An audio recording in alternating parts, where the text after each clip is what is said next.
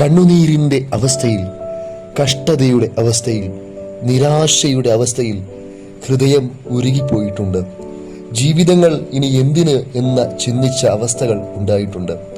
ആ സമയത്ത് നമ്മുടെ ജീവിതങ്ങളിൽ പ്രകാശം പരത്തുന്ന ഒരു വാക്യമാണ് സങ്കീർത്തനം 42:11. എന്റെ ആത്മാവേ, നീ വിഷാദിച്ച് ഉള്ളിൽ ഞരങ്ങുന്നതെന്ത്? ദൈവത്തിൽ പ്രത്യാശ വയ്ക്കുക.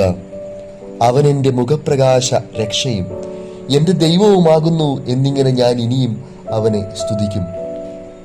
ഈ വാക്കുകൾ അടർന്ന് വീണത് കോരഹ് പുത്രന്മാരുടെ തൂലികയിൽ നിന്നായിരുന്നു. ഇത് കേവലം അവരുടെ വാക്കുകൾ മാത്രമായിരുന്നില്ല.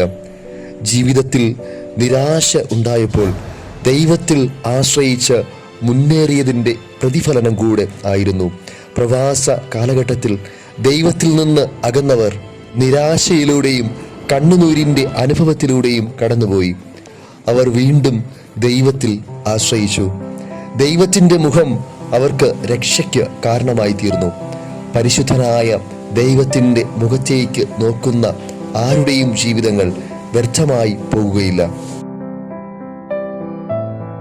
ആശ്രയമില്ലാത്ത അവസ്ഥയിൽ മനുഷ്യന്റെ മുഖത്തേക്ക് നോക്കുന്നതിലുപരി ദൈവത്തിൻ്റെ മുഖത്തേക്ക് നമുക്ക് നോക്കാം.